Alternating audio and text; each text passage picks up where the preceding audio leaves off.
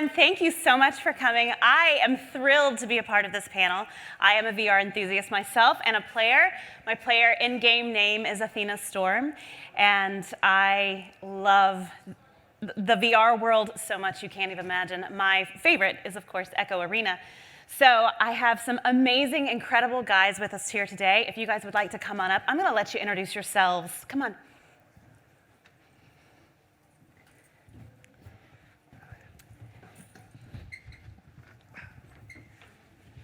Hi, everyone. Yeah, go. Jan Goetgeluk, founder and CEO of Virtuix. We make the Omni, which is an omnidirectional treadmill that lets you walk and run around inside virtual reality. And we have our flagship product today is Omni Arena, which is a big turnkey attraction that we sell to family entertainment centers, places like Dave & Buster's, Launch, Sky Zone. It's a 4-player attraction with esports built in. Anytime you play, you can get on the leaderboards of the game of the month or the game of the week. And then if you're in the top 10 at the end of the contest, you win real money. We have a $100,000 prize pool annually. And so every week we have esports teams and players that come and compete at these out-of-home entertainment centers in Omni Arena. Very good. Yes, my name is Seth Luisi. I'm a founder at Impulse Gear, and we were one of the creators and developers of Farpoint for PlayStation VR, as well as working with Sony on the PSVR aim controller and creating that piece of hardware. And last year we released Larcenauts. It's a hero-based shooter. It's a multi-platform on Steam VR and Meta Quest. Still getting used to that one. Yeah, and then we're looking to bring that to esports and see how we can take advantage of that title and all the unique capabilities, all of the different characters, and creating that team sport. And my name's Tim Mcguinness. I am the founder of Virtex, or co-founder of Virtex. We basically work on building virtual stadium platforms around esports content. My actual background is as actually, funny enough, an Echo Arena player.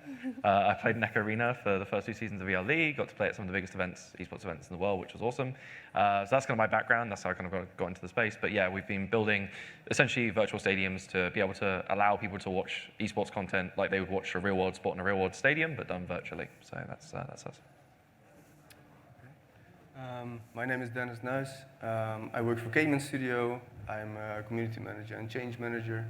The game we have is Contractors. It's a military team-based competitive shooter.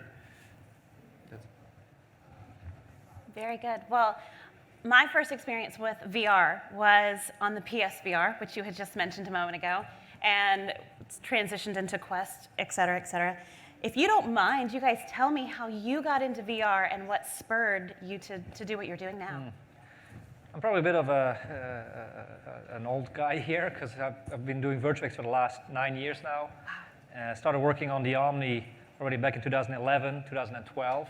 Oh, wow. I was part of the early VR community with Palmer Luckey at the time. It was centered around MTBS 3D. My first demo with the Omni, the Oculus wasn't even out yet. It was using old Vuzix glasses, playing a game called Crisis with these Vuzix glasses. So, yeah, been around the block a few times. Yeah. Seth? I started VR back in, we started experimenting with VR. I was with Sony for a long time, worked on many games there, and I was at Zipper Interactive working on SOCOM and MAG and some other games. And we were supporting actually creating a new controller for that game using, the Move controller and socketing it in to another controller. And then we, at the same time, Sony was doing some early experiments with VR, with what became PlayStation VR. So yeah, I kind of started pretty early back then and just doing prototyping, and then eventually decided that it was something that, I wanted to start a company around and make VR games full time. Awesome. And then I think kind of a slightly similar story about being very early on in the VR scene. I was actually, the way I got into VR was backed the original Oculus Kickstarter campaign, tried the DK1, I was like, yep, want to do this the rest of my life. And that's sort of how I got into the space. And then obviously over time, worked kind of with obviously other iterations of Unreal Engine, starting building VR experiences. And then eventually VR Esports started popping up in conjunction with like Oculus and ESL initially. And then, as I said, I competed in that to start with. That's how I got my kind of wings in the esports space, although loved esports as a whole, but was never good enough to compete in a 2D sense, not good enough. But VR esports was a perfect hybrid for me, so I kind of swam that really, really well. So that's sort of, yeah, that's how I got into VR. Okay. Yeah, I started playing VR in 2019. I mainly played FPS shooters. And I also played contractors. Since then, I did not work for Caveman Studio yet. I was invited to join a league team, and that's what I did. That's how I came in the competitive scene, and I'm still competing now. We have a team called Stripe Gaming that is, competing still, and yeah, that's it. Very good. Well, this first question is for all of you. Second question, I should say. What do you think makes a great VR game for esports? And does it pen more towards the game design itself or the player base? What is it that you're looking for as far as to create that? It's a good question. Designing a game for esports, there's a couple of things you have to be very mindful of. First of all, can't have any sort of bug because you'll hear about it right away. But you can try, you can test your game yourself for hours. But those esports teams, they'll figure out pretty quickly if there's an imbalance or hey, 1 point missed over there. What's going on? But balance is very important, and especially for us, it's even more tricky because we design games for out-of-home entertainment. So they both have to be fun for a novice player, but also fun for an esports team that plays every week. So we call our games easy to play, hard to master, we call it. So there's a lot of depth to it. So for us, to design a game in that regard, balance is very important. Yeah, I mean, definitely with VR, it's super important to have a great spectator mode and get all the tools there in order for people to actually see it and see what people are doing in the game. So, I mean, that's kind of a given, but it does take a lot of time to actually develop those out and get them correct. But I also really like a lot of these esport, and one of the things that I think VR adds to esport is the performance of the player. So, VR is much more immersive than somebody playing on a keyboard and mouse. And if your game can take advantage of that and really show the actions of that person in the game, then I think you're kind of getting a double dip, if you will. You're getting their performance in the game and the actual performance of the player. So those are some of the things I'm really interested to see in esports as it goes with VR. Yeah, I think for me, I'd say honestly, building a VR esports title is probably the hardest kind of esports title you could build. Like, I think because there's two really big difficult things you have to do. Is one, skill expression is incredibly important. Like, your game has to have a very, as I said, easy to play, hard to master, right? There needs to be a very, very wide range of skill expression. You see that in like all of the top popular VR esports titles today, and you also see that in traditional esports titles. But the second point, though, is not only can you have it so that it has this massive window for skill expression, which has to be big, it then also needs to be like understandable from a spectating perspective. As again, as you said, spectating tools, right? You need to be able to, someone who has never seen your game before needs to be able to look at it and go, I kind of get what's happening. Like, even at like a very basic level, which I think is something that is a very difficult combination to do. Because usually if you go, we need lots of skill expression, you put lots of complicated and complex solutions in or design systems in, which then become very hard to pass from a viewer's perspective. So it's a really difficult balance, and it's a very tricky one to nail down. Yeah, and I think most things have been said, but also what I want to add is the removal of a lot of RNG. I think a lot of things should be based on skill and tactics and etc. Also, a good a good communication with the VR esports organization. Listening to their feedback, because it's so different from all the casual players. compared to the. I will also add that to that one though. Don't exclusively listen to them because No, like, exactly. lots of games and game developers will tell you how their pro players, if you just let them design everything, they will make the worst new user experience you could possibly imagine. So just as a trade-off, just bear in mind it's the top end you're getting the feedback from. Correct. And the player base, they're pretty critical. They can be pretty rough, Oh, yeah. right? Yeah. What I've seen ahead. personally is that competitive players, they can see every small detail because they play it every day and they need to play it in order to compete. And yeah, it's super valuable. Which Don't get me wrong, but I would say that that's why esports is so attractive to game developers as well, because those players are your retention. Like they are your game retention numbers for your player base. So they will sink hundreds, thousands of hours into your game without second thought. If they feel like it delivers on that skill ceiling and that they can get better and improve and there's a reason to compete. But yeah, it's always a trade-off. It's always a balancing act with all of this stuff. Yeah, and if there's something randomized, it cannot create any sort of advantage or disadvantage. Because esports players, they will tell you right away, oh no, I played in this round, but this thing happened randomly, and I mean, no way I can win because this happened. You know? It's kind of randomness needs agency. Like you still need to have some component of player agency. It's kind of like the difference between like poker and like roulette. It's like even if you play poker, there is definitely a random component to it, but you have the agency to decide how you play around that. Yeah. Right? So, but you're right. Randomness is generally a very tricky thing. Yeah. Well, and then something that we had spoken about yesterday was content creation. You have these upper level players that are hitting your game regularly. They're pushing content out there, and then players who might have never seen your game come in and say, wow, that looks incredible, let me check it out. So next thing you know, you've earned a new player base based on those pro players. So that's really remarkable that that's happening. Mm-hmm. This Yeah. next question is for you, Jan. Tell us about the out-of-home experience and how does that compare to the in-home experience? Yeah, it's very different. You know, our players, look, they play $15 per play at Dave & Buster's, for example. So they spend real money to play. So they're not going to play 1,000 times. The good players, you know, they'll play, 5-6 times a week, and that's going to, they make the mathematical calculation. Okay, I can win $1,000, so maybe I play 2 more times just to keep their winnings higher than what they paid out. So it's a bit different. Our experience is also out-of-home experience. It's a 7-minute game, 7-minute play time. So game design in general for out-of-home is quite different than at-home games. And then from an esports perspective, some of the things we mentioned, we really have to take that into account. But the cool thing is, as Seth mentioned, it's a spectacle. Those players, they arrive at Dave & Buster's or their local entertainment center. They wear their custom-made esports shirts. They bring family. It's a bit of an event every time, even though it's just regular. But it's cool. And some of them have their own Instagram channel. They take videos, they post it. So it creates a lot of excitement, but it's out of home. It's very different than somebody just playing the same game 100 times from his bedroom. So Right. it's a different dynamic. Have you noticed that a lot of your players have in-home systems as well, or? Surprisingly, a lot of our players are not really big gamers. A lot of our players, because we know a lot of them personally. And some of them, like, hey, are you a hardcore gamer? No, not really. Not casual gamers. They don't really play video games all that much. But hey, they'll go to Dave & Buster's every other week with their friends to compete in Omni Arena. It's kind of what they do every Sunday. So it's interesting. Nice. Yeah. That's very cool. We're going to start down with Dennis this time and work our way back. Tell me about the communities that you're seeing build around what you're doing. Yeah, we have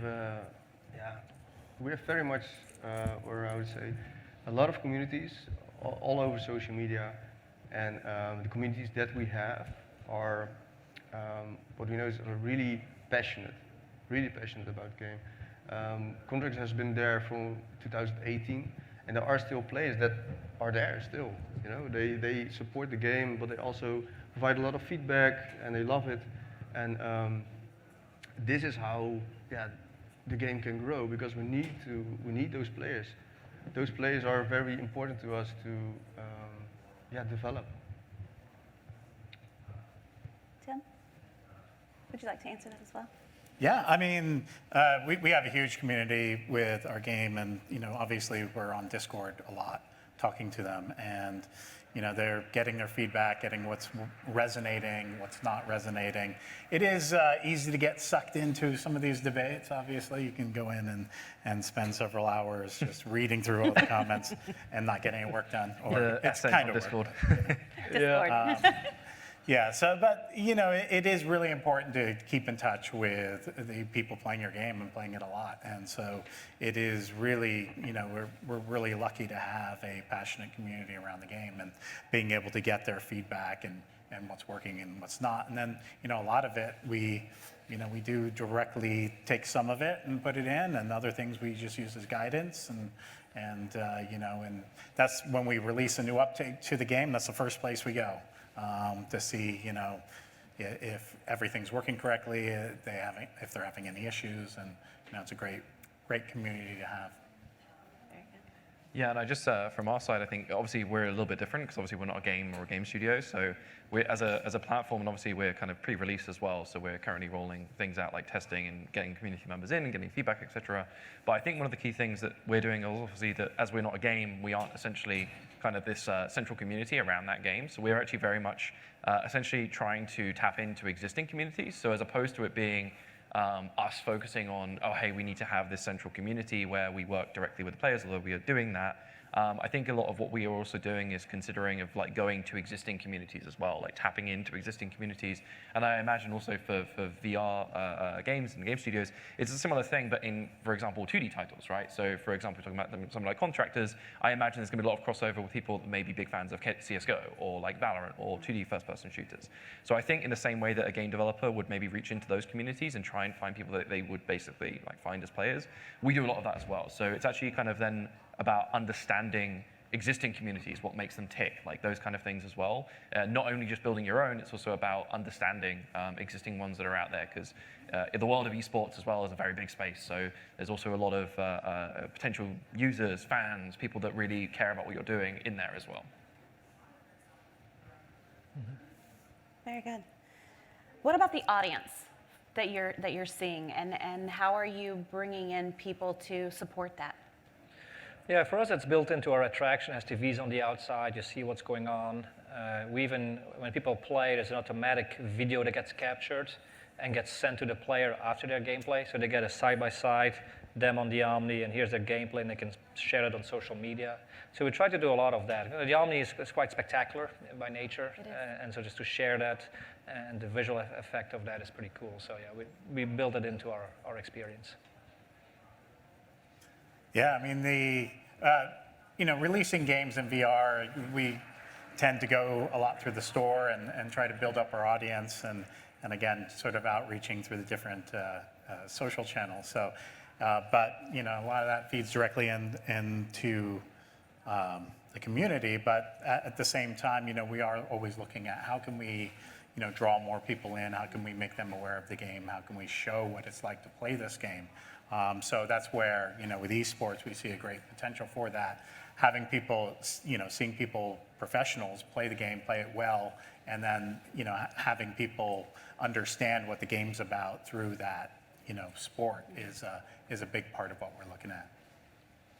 So, I mean, again, we're kind of a little bit different as we're not a game, so we're not essentially trying to build an audience as such as tap into existing ones. But I think as well, coming from VR esports and just kind of understanding the esports industry, I also know that, especially for gaming and game studios, et cetera, and like actual titles that competed as part of esports, viewership is like one of the most important things you can grow from an esports, like let's say ecosystem perspective, right? Because at the end of the day, if you think about what esports operates as a vehicle where teams, organizers, etc., can function properly, they do that via sponsorship. It's still the predominant means of them making money, and they all need to be able to do that to sustain themselves. By then sustaining themselves, they sustain their advertising and exposure, which then promotes your game indirectly. So there is an entire flywheel effect that you need to achieve, and you achieve that through viewership, right? By getting certain viewership on events that you may be running, or the events organizers are running, teams can then go out and market that. Those organizers can then go out and market that to sponsors. And I think that's definitely something that we're still given the size of the VR industry, we're still quite early on in that cycle because you really need to hit like critical numbers to be able to like really push these things. In early days with VR League, it was very much through kind of partnerships with Twitch, where they put it on the front page, where you'd be able to kind of reach some of those bigger numbers. But still, we're definitely getting there now from like I'd say a natural perspective. We're definitely seeing that, like absolutely. The number of teams that compete across all different games within VR esports has exponentially grown over the last like 2-3 years. It's crazy. Partially, obviously, as a result of COVID, but definitely, I mean, I imagine also in an LWE setting as well, you're probably seeing similar growth patterns. So we're definitely getting to that. But yeah, viewership is a really, really integral part of the entire thing. Yeah. And at the moment, we are working, for example, with esports organizations such as VREL. And we notice, they have casters and people watch it on Twitch and YouTube. And yeah, there's really a good dynamic between, the viewers and the players. And you notice as well, like casual players also come to the competitive scene because they see this. They learn how the game should be played, or maybe even better, or have questions about loadouts or what to do, which tactics. It's very great to see. And yeah. I think it's also like gives a lot of new players like something to aim for, right, as well, because it's like I think a lot of especially new players, because I said these spaces are growing, all these titles are growing. Lots of new players come in, they see like the season finals for like Contractors or like Echo, and they go, oh my god, that's insane! Like I want to play like that, I want to be on that team. Which then again, as a game publisher, like that's like ideal because you're then creating these people that again will fit into that group of people that will play hundreds of hours, thousands of hours of your game to master and get to that level. So I think it's also, there's like a whole variety of things that make viewership so integral to it. But yeah, absolutely also for new players as well, just as important. Yeah, and our players are the best recruiters. That's Yeah. how I see it. They are. In fact, I had a friend of mine tell me I was terrible at Echo. Terrible at Echo. And I had a friend of mine say, if you want to get better, join a team. And I found a league and joined a team, and we have worked and and learned and moved up, and that's I think the best way to do it. So that's really cool. This next question is for Tim. Explain how your company is building the virtual esports platform, and give us an example of how games will be played and viewed. Okay, that's a big one. Okay, so I'll try and keep this short. Essentially, I mean, we're very much trying to build.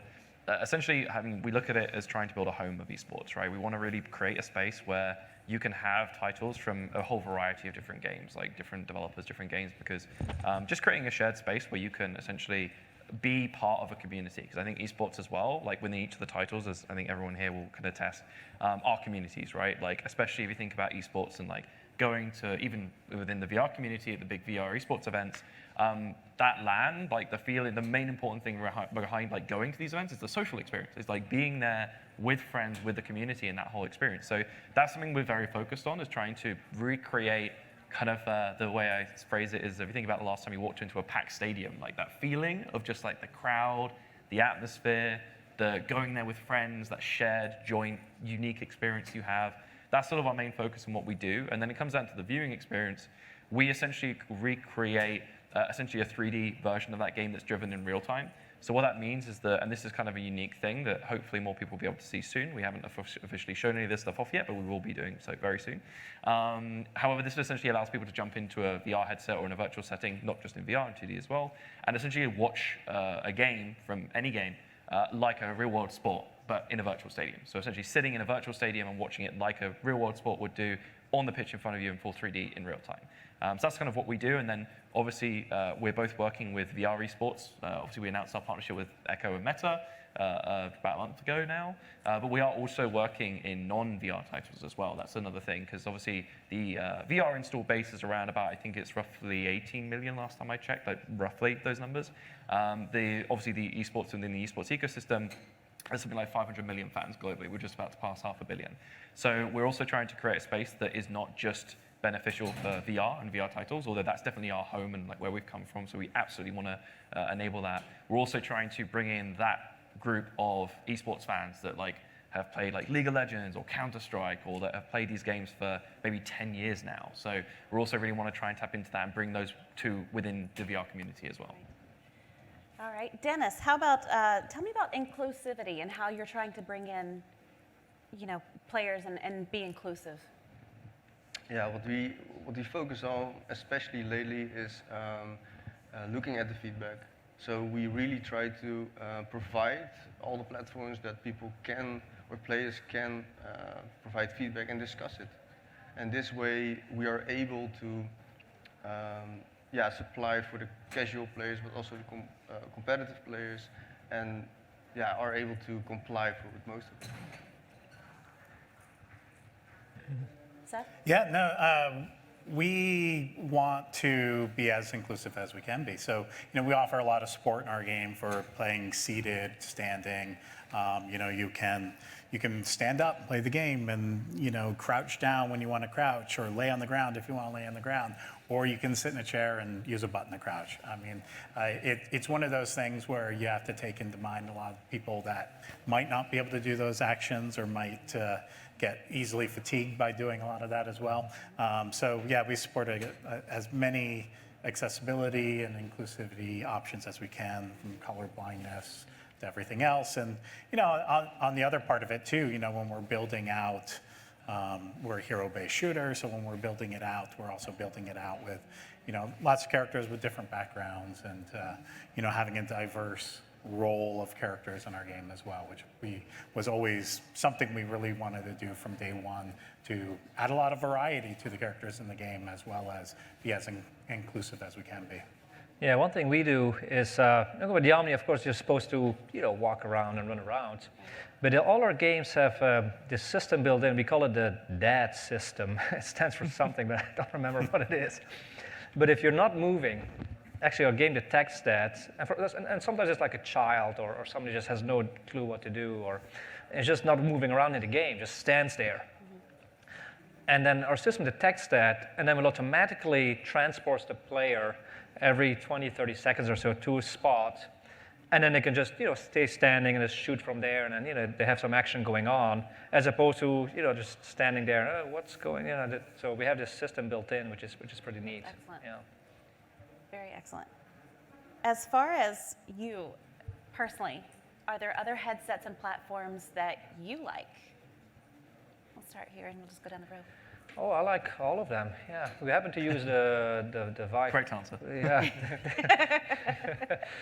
We happen to use the Vive Pro for commercial. This is for out-of-home entertainment. It's probably still the best one. The Pro and the Pro 2 now.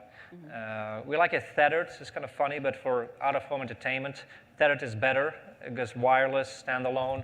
Then people walk off with it out the door. You never see the headset again. So it's actually better to be tethered. But yeah, we use the Vive Pro and now the Pro 2. Okay. Yeah, no, I mean, we're multi-platform, so we have our game available on, lots of different headsets. The Index is a really interesting one with the controllers, the Knuckles controllers, and looking at, even beyond that, looking at a lot of the things that we'll be able to do with AR and other, immersive or XR and MR and all the ARs. But there's a lot of things that we've been prototyping out, a lot of interesting things coming that way too, that we're really excited to look at how we can, create games for those platforms as well. Yeah, I think from our side, I mean, we're also cross-platform, so we're building for a variety of VR headsets. We're also 2D as well. I think obviously, again, that's something it's difficult to do from a balancing perspective with a VR esport title, because how do 2D people compete on a fair playing field with VR, someone in VR? Usually quite difficult, but as a platform, we don't have that same concern because we're very much around the viewing experience. So not only do we think about like VR headsets, we're also thinking about the 2D experience as well. So that anyone with a PC could just jump in and try it. But I think all of them are pretty interesting. Obviously, there's some benefits to different systems. Obviously, Oculus has the entire exposure thing. Steam is also super accessible for a lot of people in the PC gaming market as well. So, and again, obviously you've got the in-home entertainment stuff as well, out-home, entertainment. But yeah, it's a pretty diverse space. I think one thing I would say is that I think anyone trying to develop a VR esports title really just needs to be considering cross-platform, because one of the biggest benefits of esports is that you can really leverage the numbers that play into it. So if you have the player base, being able to then move that into ranked is like a really strong thing for skill expression and growth within your community. But it's also really difficult because you need to have a breakpoint number of players to achieve that. So by leveraging kind of like wider device accessibility, you have a better chance of hitting those numbers faster, which allows you to do more around that kind of ranked side of things as well. Yeah, I have nothing to add. All of them. Yeah. They summed it up for you? Yeah. All Thank of you the very above. much. Now, Seth, you hit on it, but I'm going to start down with Dennis.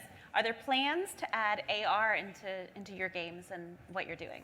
Yeah, simply at the moment we don't have that. So Not right now. Not yet. not yet. Yeah, I imagine for like some VR games, it's very tricky because it's like the design principles of AR and VR experiences are very different. So you've got lots of things from user interaction and everything else. I mean, we're definitely considering some AR stuff. We've tried some things, even with earlier, like even the current AR stuff that's available pre-headset. There's definitely some really cool stuff we can do, although we do remain focused on a predominantly virtual experience in a 3D space. That said, there's, again, some really cool stuff that AR-wise that can be done. I imagine also on the out-of-home entertainment, I can imagine you can do some really cool stuff around that as well. Yeah, I mean, for us, you know, AR is really interesting, and so we're doing some prototypes and doing some other and mixed reality as well. So there's a lot of interesting things you can do. I mean, it uses a lot of the same technologies, but the interfaces and what you would do with it is very different. So I think it's interesting to get in there and do some prototypes and find out what works really well in AR and MR versus just traditional VR. But just I think it's all about just sticking to the core principles that virtual reality is transporting you to another world. Yeah. AR is augmenting the existing world. MR is kind of in between and a mix of both. So really looking at what does that mean for gameplay and what type of game experiences can come out of it. I think that just from what we've seen, there's a lot that we can do. So we're really excited to keep pushing on that. Yeah, we haven't done anything yet. The out-of-home space is pretty demanding. It's beyond just the enthusiast crowd. So AR headsets are probably still quite far removed from being ready to be deployed at an entertainment center. So yeah, nothing yet on our end. One thing I will add actually just on that, because I forgot to mention, I will kind of give a shout out actually to Rec.tv, which was announced recently by Six. That's actually a game that's kind of more on the sports angle side of things, and I think there's definitely going to be some interesting stuff coming up in the near future around AR and like competitive components of this. Obviously, I would say actually for a lot of the games that already exist, porting those experiences to AR also comes with like balance considerations, because in AR, like it's like the play space, like even in Echo VR, there's still an entire thing around play space abuse of Right. like basically jumping from one side of the room to another, which is faster than moving in the real space. So whereby you're limited with locomotion in the game, you can physically move that distance. Right. So there are already kind of pseudo problems with this in VR titles. Then apply AR to it, and it's like, oh boy, we've now drastically increased the number of opportunities to abuse these systems from a competitive perspective. So there's a lot more to consider with an AR experience, but there's definitely going to be some games that will be coming out, I imagine, in the near future, with obviously the advent of a lot of the VR headsets on the horizon. There's going to be some cool stuff to watch, so I'm very excited to see how that space grows into this. Now, the Omni kind of eliminates that play space abuse issue, Sure, right? yeah. Yeah, Yeah. absolutely. Very interesting. Well, you guys, we have a little bit of time for some questions. If anybody has any questions for our incredible panel, please, by all means, have a step up and let's hear it. Hi. So I just wanted to hear what you guys have to say in terms of the learnings you've found over the years for determining when to publish a game. So on one hand, you have all these features that you've already thought of that could be this or that, but obviously it might take some time to develop. But you have the core features that you have that really drive the game. How do you determine what you should include, what you should put off till later on to get that user feedback, and then Yeah, I mean, I think that there's what you ideally want to do and then what you're able to do. So it really does depend on a game developer's individual circumstances. Are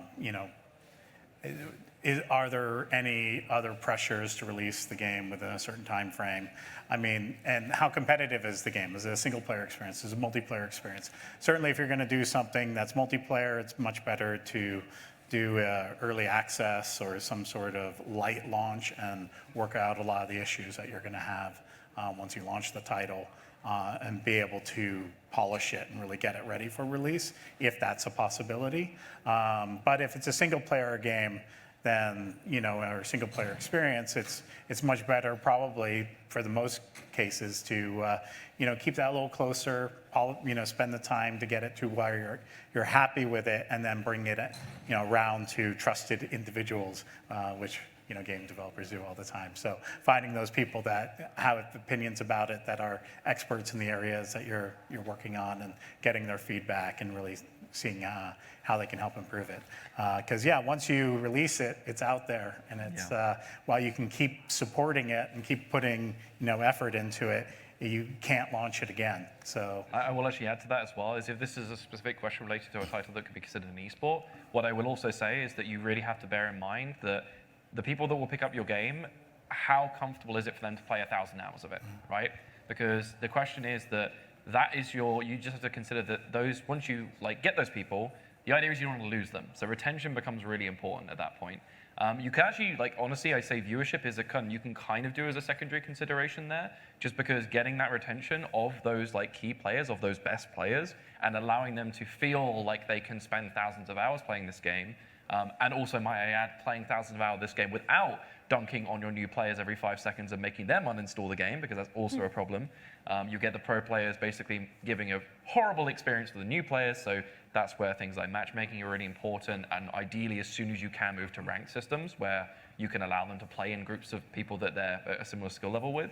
But I think retention is a really important question you have to ask around, what is your game like right now, and do I feel like I could pump hundreds of hours into it? Because if you're one of those players and you feel strongly about it and you feel like, oh, I can see myself putting a lot of time into this, that really helps kind of building that core. And that core kind of then acts as you said, players become your biggest advocates. So they will almost grow your community partially for you, but you need to really enable them to do that. And by doing that, it's kind of showing them the growth potential. And then honestly, you can follow up with viewership a little bit later on. Yeah, and also to add to that is, try to get them as involved as possible. So you can have betas, open betas, closed betas, and that is something that we learned that is very effective. That's very effective. I would actually point on that point specifically to Riot.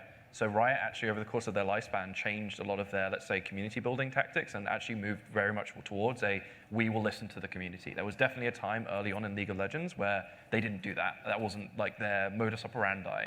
That changed, and they now have an incredibly good communication line with their communities, with their pro players, with their teams and their ecosystem. And you can see it so much better now. Obviously, there's still some problems, but generally speaking, it is a much, much better space.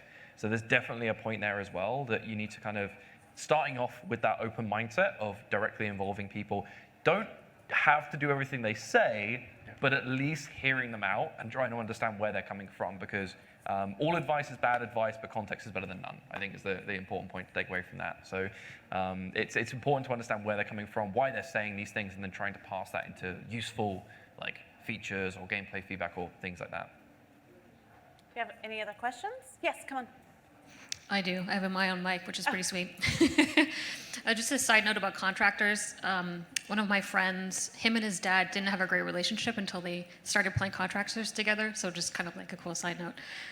My question is related to haptics. I'm a haptics nerd. I'm kind of curious about haptics in esports, because in PC, it can be a faux pas having a vibrating mouse or vibrating headphones. What have you been seeing in esports, and what are players saying about haptics? Too much, not enough? Yeah, what I've experienced, and when I talk with the people that play competitively and use haptics, they are very positive about it, because it brings another level of immersion. You know where you get shot from, or you feel everything. When a grenade explodes close to you, you can feel that, and that is really I think personally, if the player is able to get immersed in your game, and they are not forced, but they want to play, or they want to learn the game mechanics and apply team tactics, that makes a real sport. Then it provides another data point, right? Having played, as a pro player, you will take every tiny fraction of information you can get and use it in some way, right? Yeah. So haptics just provides a lot more data points to work with. As I said, where have I been shot from? Where's that? A grenade might have exploded on the other side of the wall and might not have been hit, but feeling that, right, gives you that information, which is really important. Yeah, I mean, I've directly implemented haptics and a lot of the stuff that we've been doing, and there's several different types, right? There's the vests. Those are definitely helpful, I think, having implemented some of the things that gives you a lot of core feedback as to, if you're getting shot from different angles, different things like that. Some of the ones that you have to be very careful with are like anything that attaches to the controller, because that can directly impact the tracking of the controller. So, that's some of the things that we've had some challenges with implementing haptics of different devices. And, a lot of things are, just giving them as options, right? So people can choose to use them or not. So you can bring out the, high, kick controllers and use it if you want to be fully immersed in the title.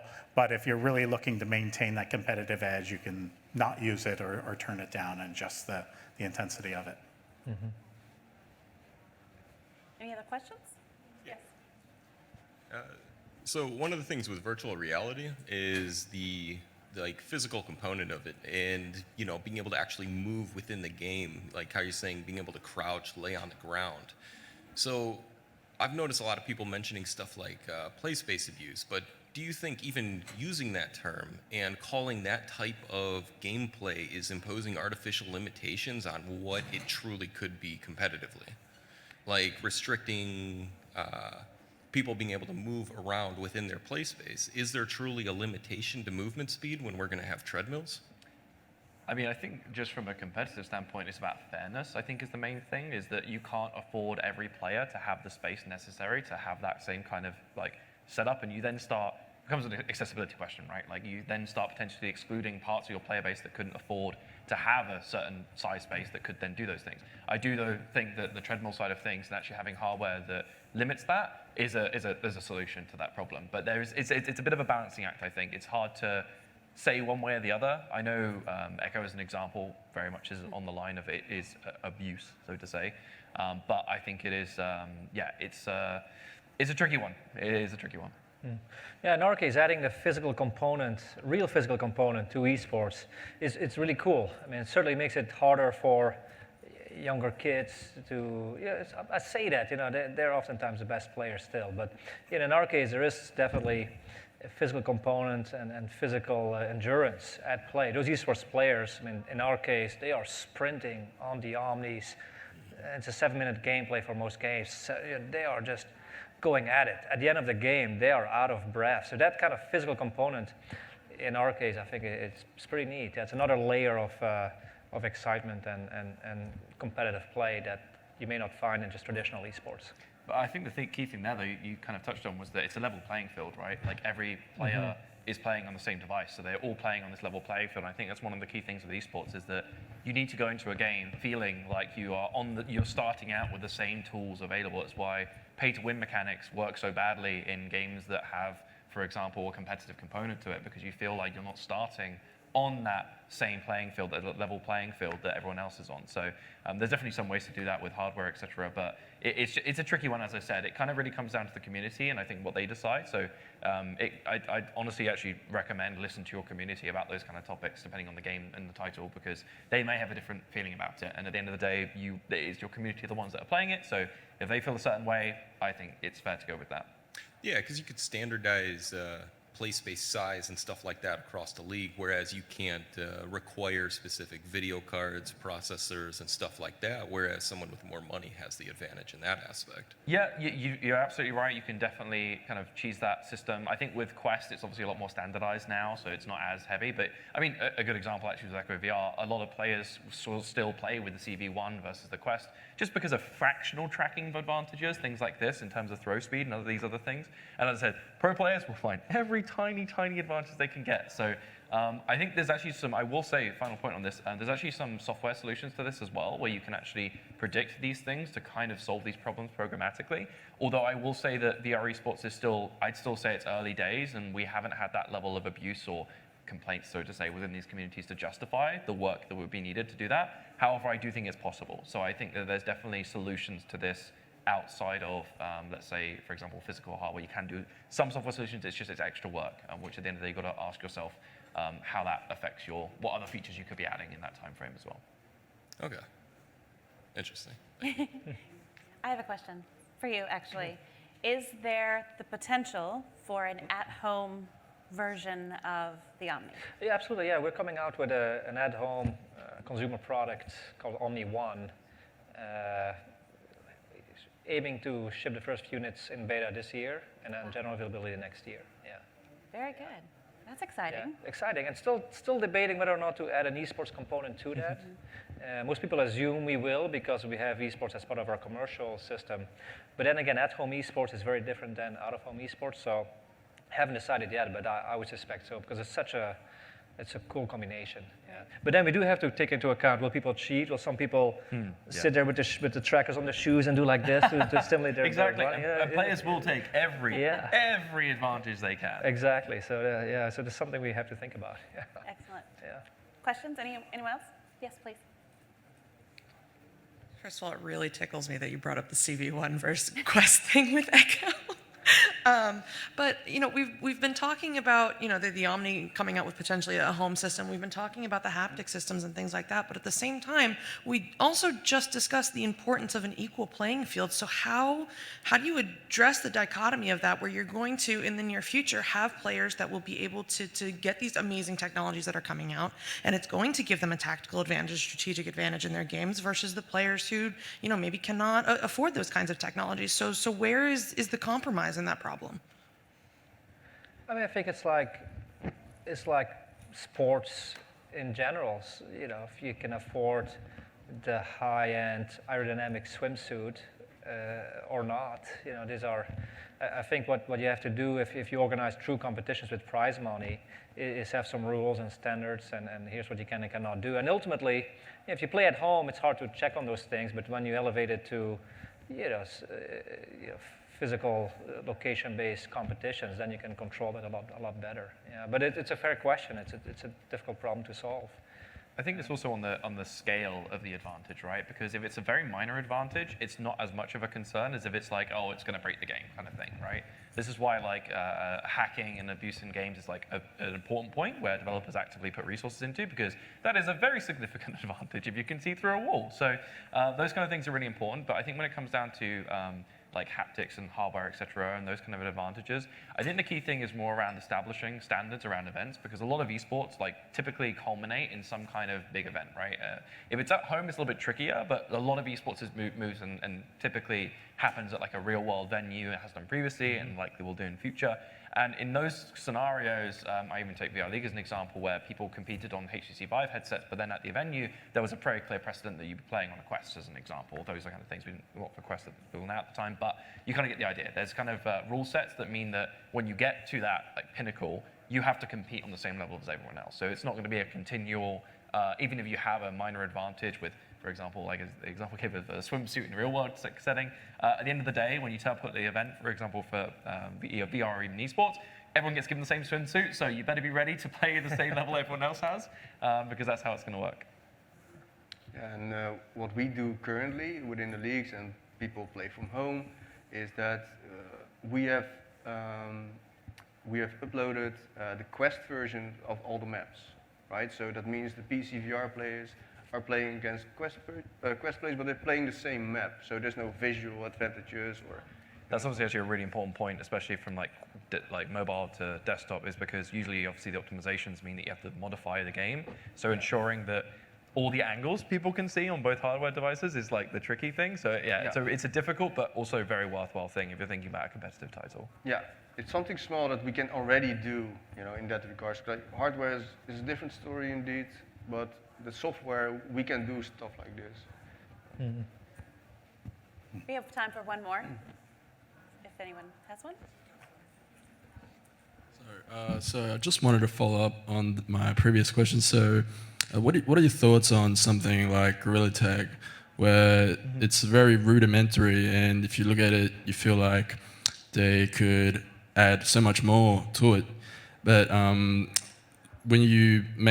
if you start adding more to it, start changing the graphics, does that break the original spirit of the game, where the original users start to dislike those changes, or do you feel like there will always be like that room for improvement, and people will be receptive to that? Yeah, I mean, I think Gorilla Tag kind of answered that for you in some ways, where they came out in the App Lab and released as something that is considered kind of pretty early, and most professional game developers would consider it to be rudimentary, but it still had its own personality, and that really came through in the game, and it was definitely unique gameplay as well. So, it really does come down to that game and what is it delivering to consumers, what is it delivering on their expectations, so they really, is it offering a new experience that's really intriguing?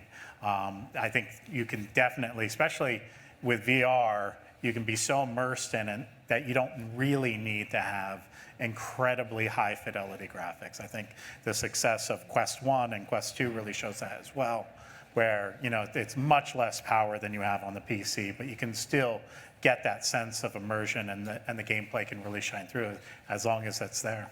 Final point I'll just add on to that one, because I know we're running out of time, was actually because, funny enough, Lemming, who made Gorilla Tag, was actually one of the competitive players I played against in like 2 World Finals. So there was three of us from the Echo community that went on to be developers: Lemming, myself, and, well, obviously there's a couple others, but we're predominantly the main 3 that kind of went on to do VR app things, and a guy called Slyn, who works on a game called Grab, which is also from App Lab. But the interesting thing about Gorilla Tag is, even though it's so simplistic in its style, it has some of the highest growth and retention numbers of all VR apps in the last few years. If you literally go on Google Trends, like on the Google Trends site, look on YouTube, search up Gorilla Tag, and then compare it to apps like VR Chat, Horizon, etc., it has much, much higher search rates. It is an incredibly successful example of how games can deliver on something that is very simple to pick up, very hard to master, right? That skill expression is the key part of the movement system in Gorilla Tag, and I absolutely think if you nail that part of it right, it can do incredible work in terms of growing that game and your game being successful. All right, well, you guys, thank you so very much for joining us. It was a pleasure to speak with all of you. I really appreciate the time, and that's where we're stopping for the day. So it's time to have some fun, so let's go. Thank you. Thank you.